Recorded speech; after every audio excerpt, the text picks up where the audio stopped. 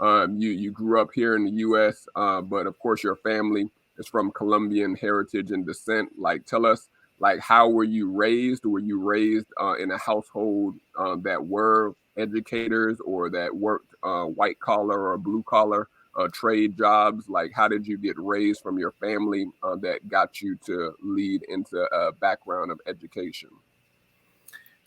Right. So both of my parents have worked as teachers. My mother is a teacher still. And in fact, um, I studied economics for my bachelor's degree.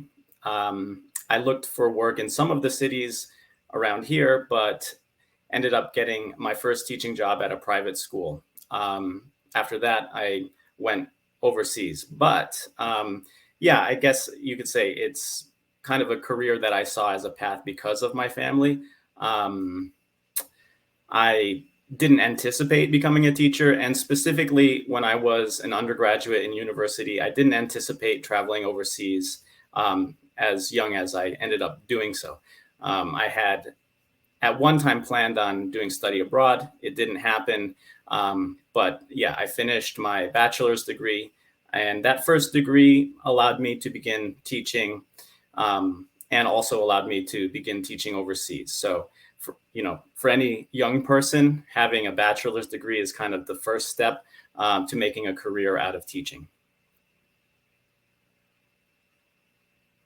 Absolutely. So you gotta get that BA as the first step in the direction if you want to be in any form of education or teaching. Definitely shout out to even your mom and dad. You said Sebastian are both educators or just mom? My father has taught as a teacher of language and art teacher, but he had his career in sales. So Okay. yeah, he's a fine arts painter and did teach drawing and painting as well. Okay, so definitely an artisan and an educator, but we always give big ups to the parents that are educators. My mom, she came from a technology background and then converted into education. So she's one of the ones that even got me into working in education and after school youth development. And so always give a big up to the parents who are educators out there, because it definitely is a hard and arduous job from then until now. And so we always celebrate the educators on the RTJ show. But Wisdom audience, if you're listening, if you have any questions for Sebastian, feel free to come on to the stage at any point of today's session to ask any questions. We are kicking off our live Q&A portion of today's episode. And shout out to any of our Twitter Space listeners that are tuning in. But Sebastian, let's start from like your college education. Did you go to school for education? Did you start off with a new major or a new career field that you wanted to minor or major in and then pivot into education? So like, what was your story when you first went to college? Did you go for education or did you pivot? I took the path of least resistance, and coming from high school, I had a couple AP credits in math and econ. So that's how I got into the economics department. And that major was only 10 courses, and I finished it quite easily. I took more classes overall, courses in the music department. I didn't double major because if I had double majored, then I wouldn't have been able to apply all of the performance music courses to my bachelor's degree. So yeah, I finished in 3.5 years. And besides majoring in economics, I got my master's in teaching English from the New School in New York City. So kind of to fill in the gap between the time I graduated and the time I started my master's, I went to Colombia and I was teaching there briefly. Really wasn't making ends meet. Teaching in Latin America, incomes are very low for teachers. So plus there's, there are people who study English who are from those countries who also teach.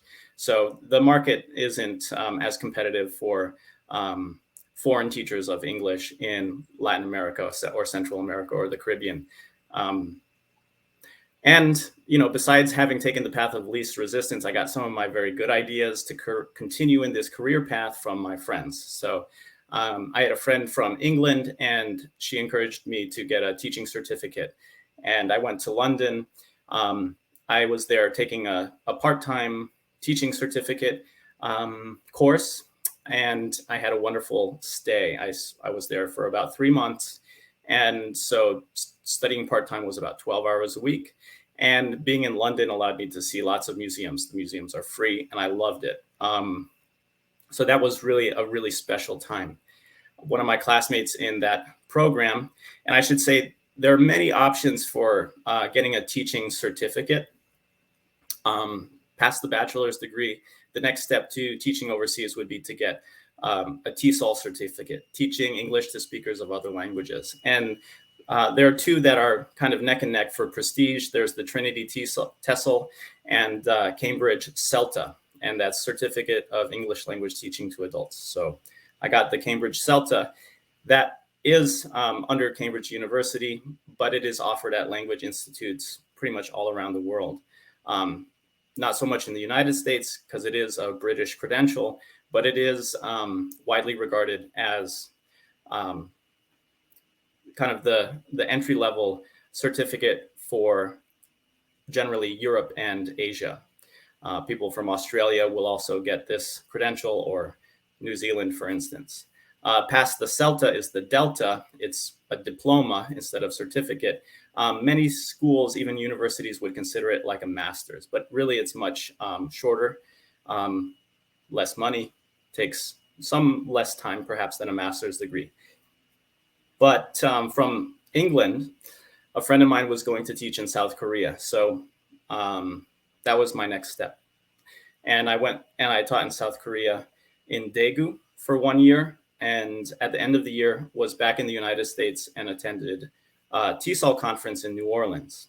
So International TESOL Association is a group for professional development for teachers around the world of English, and they have a conference every year. So I attended in New Orleans after teaching a year in South Korea, and I found out about the New School program, the MA in TESOL, and that same summer I started in New York City at the New School, and I did several courses in the summer, and then I went back to South Korea in the fall to continue teaching in South Korea and finish the master's degree.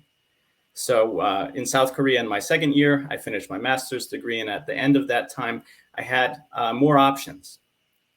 I had the option to stay and continue at the same school, or change to a business school, or like teaching business English, or go, for instance, to a university and teach at a university. It happened that I returned to the United States after doing a little bit of travel.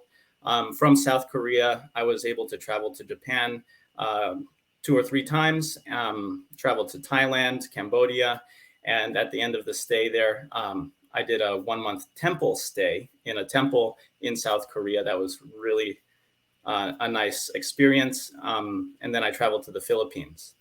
And after a vacation to the Philippines, well, then I went back to the United States and began looking for work in the US. And there are types of programs that are called intensive English programs, IEPs, at universities, where students are admitted to the school pending completion of a pre-college English program. So I was working at one briefly, didn't stay.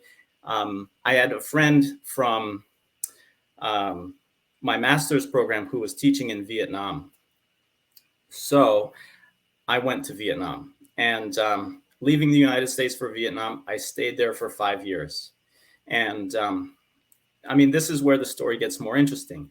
In South Korea, schools will bring teachers from overseas, paying for the flight and, subsidizing accommodation. But going to another country like Vietnam, you as a professional have to kind of pay your way. So you find out where you want to be. And I went to Ho Chi Minh City and got started with a great daytime teaching position. Give you a little background, there are many types of schools. So it was my first time teaching at a public school in Vietnam, and I taught middle school age students, and it was a push-in program. So it was nice because it was daytime. Many other schools are evenings and weekends. They're language academies. And so, typically if you're going to South Korea, like I did, you would teach evening classes and weekend classes. Also in Vietnam, there are many schools that are that type of schedule where it's a language institute. You teach evenings and weekends. So, it's difficult. And for a young person, it's okay. If you have a family, that kind of schedule might be unacceptable.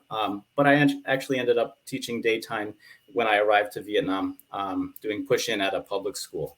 I supplemented the work with other classes. In some moments, I had 2 jobs at the same time, a full-time and a part-time. In Vietnam, I met my wife. We married. We applied for her tourist visa. It was denied. We had a child, our son, and we applied for her immigrant visa. And then we went to the United States together as a family in 2019. And my son was 1 year old. So kind of like my story where I was born in Colombia. My mother's from the United States, and my parents came to the US together with me when I was 1. And actually, I'm an only child. My son's an only child as well. And so we're in the United States, and I teach public school.